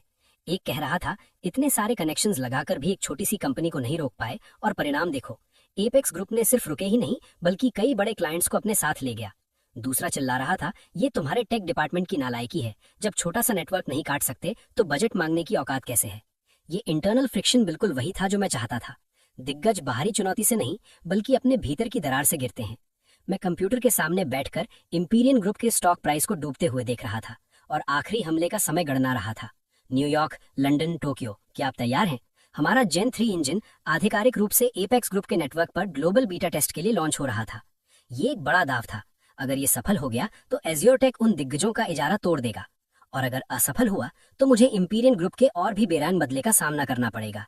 ठीक 8 बजे जैसे ही मैंने एंटर की दबाई, डिजिटल मैप पर अनगिनत लाइट्स जल उठी। देश भर के एपेक्स ग्रुप के नोड्स एक्टिवेट हो गए और कंप्यूटिंग पावर का एक विशाल टॉरेंट खड़ा हो गया। बीटा टेस्ट की विशाल सफलता के 3 दिन बाद पूरी इंडस्ट्री की दिशा ही बदल गई। जो सप्लायर पहले मुझसे कतराते थे वो अब मेरे ऑफिस के बाहर लाइन लगा रहे थे, लेकिन मैंने उनमें से किसी से मुलाकात नहीं की। उसके बजाय मैं एक प्राइवेट गाला में पहुंच गया जहां टॉप टियर एलीट्स जमा थे। इंपीरियन ग्रुप का चेयरमैन वहां था। उसने मेरी तरफ देखा, उसका सारा अहंकार गायब था। बदले में एक प्रतिद्वंदी के लिए सम्मान और थोड़ी सी छिपी बेचैनी। वो बोला, मिस्टर विक्टर, नई जनरेशन वाकई कमाल की है। हमारे लोग आपकी प्रतिभा को पहचानने में अंधे थे। क्यों ना हम एक गहरी स्ट्रैटेजिक पार्टनरशिप पर बात करें? मैंने बिना झिझक कहा, लेकिन पहले इंपीरियन को सार्वजनिक रूप से माफी मांगनी होगी और एज्योर टेक को ब्रांड डैमेज का कंपनसेशन देना होगा। चेयरमैन का चेहरा सिकुड़ गया, यानी उसे अपने ही मुंह पर तमाचा मारना था। लेकिन उसने भीड़ की तरफ देखा, मेरे चारों ओर मंडरा रहे पार्टनर्स को देखा और जान गया कि उसके पास कोई दाव नहीं बचा। मैंने आगे कहा, बेशक आप निलकार कर सकते हैं, लेकिन मैंने सुना है कि इंपीरियन के कई कोर इंजीनियर्स हमारे नए आर्किटेक्चर में बहुत दिलचस्पी ले रहे हैं। उन्होंने अपने रिज्यूमे भेज दिए हैं। ये आखिरी बार था। मैं सिर्फ उसके क्लाइंट्स ही नहीं चुरा रहा था, बल्कि उसकी जड़ें उखाड़ रहा था। मैंने अपना ग्लास उठाया और एक छोटा सा घूंट लिया। मैं ये लड़ाई तो जीत गया था, लेकिन मुझे पता था कि ये तो एक बहुत बड़े गेम की शुरुआत थी। इंपीरियन का समर्पण अस्थायी था और परछाइयों में एक बहुत बड़ी ताकत एज्योर टेक को निवाले की तरह देख रही थी। मैं गाला हॉल से बाहर निकलते ही मेरे फोन पर एक अज्ञात नंबर से मैसेज आया, अपनी पीठ देख कर रखना। बस ये 3 शब्द। पार्टी का शोर अभी भी मेरे कानों में गूंज रहा था। मैं फोन पर उस टेक्स्ट को घंटों देखता रहा। वो नंबर कई वर्चुअल प्रॉक्सी से होकर आया था। ट्रेस करना नामुमकिन था। मैंने नीचे गुजरती गाड़ियों की लाइट्स देखी और पहली बार महसूस किया कि इस बिजनेस वॉर के गहरे पानी में एक जोड़ी आंखें मुझे देख रही हैं। मैंने ये बात बेनी को नहीं बताई। मैं नहीं चाहता था कि वो परेशान हो। मैंने उन इक्विटी चेंज रिकॉर्ड्स को निकाला जो पिछले 3 सालों के थे। इंपीरियन ग्रुप एक दिग्गज था, लेकिन उसके पीछे की कैपिटल स्ट्रक्चर बेहद जटिल थी। कई ऑफशोर फंड्स पीछे मंडरा रहे थे। मार्कस, सैरा स्लेट, ये लोग मुझे पूरा निगलना चाहते थे, सिर्फ मार्केट शेयर के लिए नहीं, बल्कि उससे भी गहरी चीज के लिए। तभी अचानक मेरे इनबॉक्स में एक अलर्ट पॉप हुआ। ये जेन 2 कंप्यूटिंग इंजन के बैकएंड से आया था। कोई सिस्टम में एक्सेस करने की कोशिश कर रहा था, वो भी एक ऐसे प्रोटोकॉल इंटरफेस के जरिए जो मैंने पहले कभी नहीं देखा था। वो एपेक्स ग्रुप के नोड्स से भारी मात्रा में डेटा स्क्रैप कर रहे थे। ये इंपीरियन का तरीका नहीं था। ये हमला किसी प्रोफेशनल ओवरसीज टीम की तरह लग रहा था। मैंने सिस्टम में कई लेयर्स की डायनामिक फायरवॉल लगा दी। मेरी इस उभार ने सिर्फ इंपीरियन के मुनाफे का एक हिस्सा तो नहीं छीना था, बल्कि मैंने कुछ और बड़े खिलाड़ियों को भी सचेत कर दिया था। असली फाइनेंशियल दिग्गज जो इस उद्योग के पीछे छिपे थे। वो टेक्स्ट शायद कोई मजाक नहीं, बल्कि एक देर से आई चेतावनी थी। अगली सुबह इंपीरियन ग्रुप की ऑफिशियल माफी वैसे ही आ गई जैसा वादा किया गया था।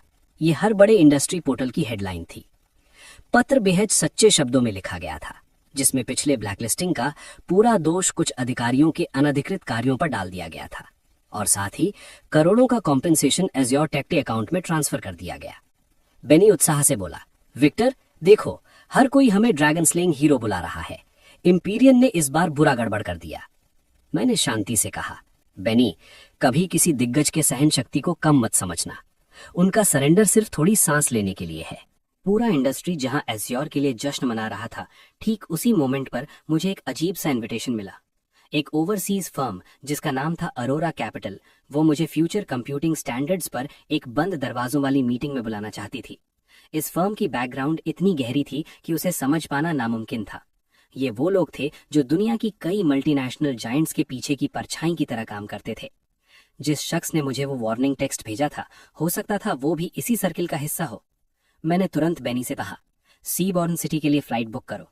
जब उन्होंने ही स्टेज सेट कर दिया है तो ना जाना बेवकूफ़ी भरा लगेगा। जाने से पहले मैं डिटेंशन सेंटर गया, उस शख्स से मिलने जिसने सबसे पहले मुझे 6800 रुपए से खारिज करने की कोशिश की थी। हो सकता था कि अब वही मुझे बता सके कि एम्पायर ग्रुप के पीछे असल में कौन था। मोटे बुलेट प्रूफ ग्लास के पीछे मैंने मार्कस को देखा। वो जेल की वर्दी में था। वो इतना दुबला हो चुका था कि पहचानना मुश्किल था। उसकी आंखों से वो पुरानी चालाकियां गायब हो चुकी थीं। उसकी जगह एक शून्य सन्नाटा छा गया था। मुझे देखते ही उसने एक अजीब सी मुस्कान दी। अब भी उसी सवाल के लिए आया है, तुम्हारे पीछे असल में कौन है? उसकी उंगलियां बिना सूचे मेज पर लकीरें खींचने लगीं। फिर वो माइक्रोफोन के करीब झुका। उसकी आवाज इतनी धीमी थी मानो किसी वर्जित चीज के बारे में बात करने से डर रहा हो।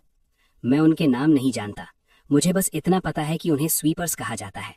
वो पैसे और रिसोर्सेज सिर्फ एक मकसद के लिए देते हैं, ताकि सभी अवज्ञाकारी जीनियस को गायब कर दिया जाए। मेरा दिल बैठ गया। मार्कस की बातें भले ही अजीब लग रही थीं, लेकिन उसकी आंखों का डर पूरी तरह असली था। उसने फुसफुसा कर कहा, विक्टर, भाग जा। डिटेंशन सेंटर से बाहर निकलते ही तेज धूप ने मेरी आंखें चौंधिया दी। मार्कस की बातें मुझ पर पत्थर की तरह भारी थीं। उसके पास अब और भी ताकतवर सपोर्टर था। ये बिजनेस वॉर अब मुनाफे के लिए नहीं थी, ये अब बचने के लिए एक शिकार बन चुकी थी। सीबॉर्न सिटी की हवा में नमक की महक थी। अरोरा कैपिटल की मीटिंग उसी बिल्डिंग की सबसे ऊपरी मंजिल पर थी, जहां 10 से भी कम लोग जमा थे। जैसे ही मैं अंदर दाखिल हुआ, सबकी निगाहें मुझ पर टिक गईं। बीच में एक गोरे बालों वाला आदमी बैठा था, जो बिल्कुल साफ चीनी भाषा बोलता था। मिस्टर विक्टर, आपकी जनरेशन 2 कंप्यूटिंग इंजन बेहतरीन है। इस तरह की तकनीक किसी प्राइवेट कंपनी के पास नहीं रहनी चाहिए। मैंने तुरंत जवाब दिया, तो फिर किसके पास रहनी चाहिए? अरोरा कैपिटल के पास। वो मुस्कुराया। ये एक टेक्नोलॉजी एस्क्रो एग्रीमेंट है। एज्योर टेक अपना कोर कोड अरोरा कैपिटल के डेजिग्नेटेड क्लाउड पर अपलोड करेगी और हम ग्लोबल प्रमोशन और सिक्योरिटी हैंडल करेंगे। मैंने ठंडे स्वर में पूछा, ये लूटपाट से कम कैसे है? तभी अचानक लाउंज का साइड का दरवाजा खुला और एक जानी पहचानी शक्ल बाहर आई। वो सारा थी, जो प्रोफेशनल बिजनेस अटायर में थी। उसकी आंखों में बदले की उत्तेजना साफ छलक रही थी। विक्टर, नाइट फूल मत बनो। अरोरा कैपिटल तुम्हें वो ऑफर दे सकती है जो एम्पायर ग्रुप कभी नहीं दे सकता। अगर तुमने कल तक साइन नहीं किया तो एज्योर टेक पर डेटा सिक्योरिटी को खतरा पहुंचाने का इल्जाम लगेगा और वो पूरी दुनिया में ब्लैकलिस्ट कर दी जाएगी। मैंने सारा की तरफ देखा। हैरानी की बात यह थी कि मुझे गुस्सा नहीं आया, बल्कि एक तरह की राहत महसूस हुई, जैसे अब सब कुछ साफ हो गया हो। तो ये है असली विरोधी। मैंने सारा और जूलियन को तुरंत मना नहीं किया। बहाने से सोचने के लिए कुछ समय मांगा और बालकनी की तरफ चला गया। सीबॉर्न सिटी का नाइट व्यू देखने बनता था, लेकिन मैं जानता था कि इन चमकती रोशनियों के नीचे एज्योर टेक पर हमले के कितने ही कमांड पहले ही जारी हो चुके थे। मैंने आर्थर का नंबर डायल किया। आर्थर, प्लान को जल्दी शुरू करो। वो कोर कोड चाहते हैं ना? क्या तुम्हें यकीन है एक बार शुरू हो गया तो पीछे मुड़कर नहीं देख सकते? मैंने ठंडे स्वर में कहा। उन्हें धीरे धीरे गला घोटने देने से अच्छा है कि मैं ही बिसात पलट दूं। मैंने अपने फोन पर एक कॉम्प्लेक्स कमांड टाइप किया। ये वो ट्रोजन हॉर्स लॉजिक ट्रैप था जो मैंने अरोरा कैपिटल के लिए तैयार किया था। चूंकि उन्हें कोर कोड चाहिए था, मैं उन्हें कुछ ऐसा दूंगा जो बिल्कुल परफेक्ट लगेगा, लेकिन असल में वो उनके पूरे ग्लोबल डिस्ट्रीब्यूटेड कंप्यूटिंग नेटवर्क को पंगु बना देगा। एक स्पेशल गिफ्ट। पीछे से सारा की एड़ियों की आवाज आई, जो शांत बालकनी पर तेज और कठोर लग रही थी। सोच लिया विक्टर, क्या ये तुम्हारा आखिरी फैसला है? मैंने उसकी तरफ देखे बिना कहा। आपने नए बॉस से मेरा ये संदेश कहना, एज्योर टेक की संपत्ति को ना वो ले सकते हैं न संभाल सकते हैं। और फिर उसके सामने ही मैंने टेक्नोलॉजी एस्क्रो एग्रीमेंट के कागजों को फाड़कर समुद्र में उछाल दिया। सारा का चेहरा तुरंत विकृत हो गया और मैं जानता था कि असली तूफान कल सुबह आएगा। लेकिन अरोरा कैपिटल की चालें मेरी सोच से भी ज्यादा पागलपन भरी थीं। सुबह होते होते ग्लोबल ऐप स्टोर ने एज्योर टेक के सभी प्रोडक्ट्स को हटा दिया था। वजह थी बिना सबूत डेटा सिक्योरिटी रिस्क। ऑफिस के फोन बिना रुके बज रहे थे। वो पार्टनर्स जो पहले से ही मल्टीनेशनल कैपिटल के दबाव में डगमगा रहे थे, उन सब ने कॉन्ट्रैक्ट खत्म करने के नोटिस भेज दिए। बेनी ने घबरा कर कहा, सारे ओवरसीज सर्वर डिस्कनेक्ट हो चुके हैं। हमारी जनरेशन 2 कंप्यूटिंग इंजन को स्पाईवेयर करार दिया जा रहा है। एज्योर टेक बड़े संकट में है। पूरी दुनिया हमारा बहिष्कार कर रही है। अब क्या करें? मैंने गहरी सांस ली और कहा, बेनी, प्रोजेक्ट डे ब्रेक शुरू करो। हमने जो ओपन सोर्स ऑडिट रिपोर्ट तैयार की है, उसे ग्लोबल टेक अलायंसेस को भेज दो। मैं मुख्य कंसोल पर बैठ गया और स्क्रीन पर चेतावनी वाले जोन लाल होते देखता रहा। तभी न्यूज पर सारा दिखाई दी। एक पूर्व कार्यकारी के रूप में सारा ने मुझ पर टेक्नोलॉजी चोरी करने का इल्जाम लगाया। उसका ये नाराजगी का नाटक इतना असरदार था कि बहुत से लोग जो सच नहीं जानते थे उसकी बातों में आ गए। वो सोच रही थी कि वो नैरेटिव को कंट्रोल कर रही है, लेकिन शुद्ध टेक्निकल लॉजिक के सामने झूठ बुलबुले की तरह कमजोर होते हैं। मैंने अरोरा कैपिटल के अंदर लगाए गए मॉनिटरिंग नोट्स को एक्टिवेट कर दिया। वो मेरा कोड चाहते हैं ना? देखते हैं। अभी वो अपनी लैब में उस चारे को क्रैक करने में व्यस्त हैं जो मैंने जानबूझकर उनके लिए छोड़ा था। पहली सुबह की रोशनी ऑफिस में आती है और मैं जानता हूं कि अब पलटवार करने का समय आ गया है। ये लड़ाई सिर्फ एज्योर टेक के लिए नहीं है, ये सच साबित करने के लिए है। टेक्नोलॉजी कॉर्पोरेट लालच का खिलौना नहीं होनी चाहिए। उधर अरोरा कैपिटल की लैब में हैकर्स का एक ग्रुप जश्न मना रहा था। उन्हें लगा कि उन्होंने मेरी फायरवॉल को बाईपास करके जेन 2 कंप्यूटिंग इंजन का कोर एल्गोरिदम चुरा लिया है। सारा पास में खड़ी थी। उसके चेहरे पर खुशी की लकीरें थीं, मानो वो पहले ही देख रही हो कि मैं कैसे उनके सामने गिड़गड़ाऊंगा। उसने कहा, इस कोड को हमारे ग्लोबल फाइनेंशियल सिस्टम में मर्ज करो, हम दुनिया के कंप्यूटिंग नियमों को फिर से लिखेंगे। जैसे ही उन्होंने मर्ज बटन दबाया, उसी पल मेरे ऑफिस के मॉनिटर पर सुनहरे कोड की लकीरें दौड़ने लगी। मैंने कॉफी का घूंट लिया और धीरे से कहा, एक्टिवेट। ठीक उसी वक्त ऑरोरा कैपिटल का ग्लोबल सिस्टम एक डेड लूप में फंस गया। कोड में छिपा लॉजिक बम अब एक्टिव हो चुका था। ये बम डेटा को नष्ट नहीं कर रहा था, बल्कि एक शीशे की तरह काम कर रहा था। ये ऑरोरा कैपिटल के सालों के टेक्निकल शोषण, उनके गैर कानूनी मुनाफे और मार्केट मैनिपुलेशन के सबूत, हर चीज को लाइव हर बड़े मीडिया के होम पेज पर प्रसारित कर रहा था। ऑरोरा कैपिटल के अंदर हड़कंप मच गया। क्या हो रहा है? स्क्रीन क्यों बंद नहीं हो रही? अभी प्लग निकालो। लेकिन तब तक बहुत देर हो चुकी थी। ये एक डिसेंट्रलाइज्ड कंप्यूटिंग की मदद से फोर्स्ड ब्रॉडकास्ट था। जब तक पूरी दुनिया का इंटरनेट बंद ना कर दिया जाए, सच को फैलने से कोई नहीं रोक सकता था। स्क्रीन पर वो सारी गंदी ट्रांजैक्शन रिकॉर्ड्स आ रही थीं। पूरी दुनिया सन्न रह गई। वो घेराबंदी जो एज़्योर टेक के खिलाफ की गई थी, उसी सेकंड में ऑरोरा कैपिटल के खिलाफ ग्लोबल ट्रायल में बदल चुकी थी। सबूतों के सामने ऑरोरा कैपिटल ढह रहा था। इंटरनेशनल इन्वेस्टिगेटर्स तुरंत एक्टिव हो गए। उनके एग्जीक्यूटिव भाग रहे थे। और सारा, वो महिला जिसने 2 बार मुझे धोखा दिया था, जो मुझे अपने पैरों तले कुचलना चाहती थी, वो अब भारी भरकम सूटकेस लिए शहर के घाट पर भारी बारिश में पागलों की तरह एक नाव की तलाश में थी। मैं एक काली छतरी लेकर चुपचाप अकेले निकासी दरवाजे पर खड़ा था। बारिश की बूंदें छतरी से टपकती हुई शहर की गंदगी को बहा रही थीं। सारा ने मुझे देखा। उसकी आंखों में डर और बेनामी सी दहशत थी। विक्टर, प्लीज मुझे जाने दे। मुझे ये सब करने को मजबूर किया गया था। मार्कस और ऑरोरा कैपिटल ने मुझे ऐसा करने को कहा था। मेरे पास पैसे हैं, ये सूटकेस नोटों से भरा है, ये सब तुम्हारा है। मैंने बिना किसी भावना के कहा। सारा, तुम्हें अब भी समझ नहीं आया। कुछ चीजें पैसे से नहीं खरीदी जा सकती, जैसे जमीर और जैसे तुम्हारी खोई हुई गरिमा। दूर से पुलिस की सायरन बजने लगी। सारा कीड़ों की तरह कीचड़ में गिर गई। सूटकेस पलट गया, नोटों की गड्डियां भी भीग गईं। ये नजारा बहुत ही दयनीय और विडंबनापूर्ण था। उसने मेरी तरफ देखा। उसकी आंखों में अब गहरा डर और पछतावा था। काश मैंने उस बोनस लिस्ट के साथ छेड़छाड़ नहीं की होती, तो क्या सब कुछ अलग होता? मैंने ठंडे स्वर में कहा, जिंदगी में काश नहीं होता। जब तुमने वो 1.5 लाख चुने और दूसरों की मेहनत को पैरों तले कुचला, तब तुम्हारा अंत लिखा जा चुका था। पुलिस सारा को ले गई। मैंने छतरी बंद कर दी और सड़क किनारे खड़ी गाड़ी की तरफ बढ़ चला। अंदर आर्थर बैठा था, जिसने मुझे अंगूठा दिखाया। ये कई महीनों से चल रहा दुस्सप्न आखिरकार खत्म हुआ। 1 महीने बाद एज़्योर पेक का नाम बदलकर एज़्योर ग्रुप कर दिया गया। जिन सप्लायर्स ने हमें ब्लैकलिस्ट किया था, वो अब माफी मांगने के लिए लाइन में लग गए थे। एम्पायर ग्रुप ने अपना कोर बिजनेस खुद ही छोड़ दिया, बस हमारे साथ पार्टनरशिप पाने के लिए। एपेक्स ग्रुप हमारा सबसे मजबूत सहयोगी बन गया। इंडस्ट्री एसोसिएशन ने नियमों में बदलाव किए। बौद्धिक संपदा का सम्मान और उचित पारिश्रमिक अब चार्टर के पहले पन्ने पर लिखा गया। मैं नए मुख्यालय की सबसे ऊपरी तंजिल पर खड़ा था और नीचे हजारों उत्साहित कर्मचारियों को देख रहा था। मेरा दिल असामान्य रूप से शांत था। बेनी दौड़कर आया। विक्टर, तुमने सिर्फ एक बिजनेस वॉर नहीं जीती, तुमने पूरे एक इंडस्ट्री को बदल दिया। अब तुम असली रूल मेकर हो। मैंने मुस्कुराकर कहा, मैं चाहता हूं कि जितने लोगों ने मेरी तरह मेहनत की है, उन्हें वो ईयर एंड बोनस मिले जिसके वो हकदार हैं। बेनी ने खुशी खुशी मुझे एक फाइनेंशियल रिपोर्ट थमा दी। Victor, year end bonus plan तैयार है। सबसे निचले टीयर की शुरुआत 1,50,000 से हो रही है। मैंने कहा, बढ़िया, सबको बता दो, जब तक एज़्योर टेक मौजूद है, मेहनती लोगों को कभी निराश नहीं होना पड़ेगा। सूरज की रोशनी पूरे ऑफिस में फैल गई। मैंने दीवार पर लगी उस स्क्रीनशॉट को देखा, जिसमें उस पहली 6,800 रुपए की ट्रांसफर की रसीद थी। वो मेरी शुरुआत थी और मेरी हमेशा की चेतावनी। अंत में मैं वहीं लौटा जहां से सब कुछ शुरू हुआ था। वही होटल, वही कमरा, यहाँ तक कि खाने के व्यंजन भी वही थे। लेकिन इस बार मैं मुख्य सीट पर बैठा था। सामने इंडस्ट्री के 100 सबसे शक्तिशाली सीईओ थे। सब खुलकर हंस रहे थे। वो पुरानी अजीब सी पूरी तरह गायब थी।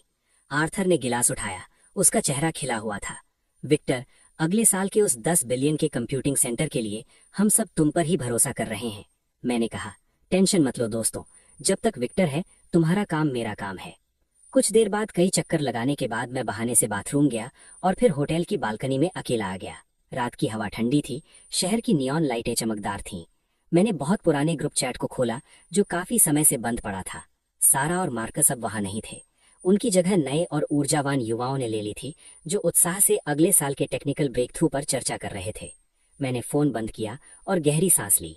6800 रुपए बोनस वाले कामगार से लेकर पूरी इंडस्ट्री को कंट्रोल करने वाले लीडर तक, मैंने एक लंबा सफर तय किया और बहुत कुछ देखा। मैं वापस उस हलचल भरे दावत कक्ष की तरफ चल पड़ा। जैसे ही मैंने दरवाजा खोला, रोशनी चकाचौंध कर रही थी और तालियों की गड़गड़ाहट गूंज रही थी।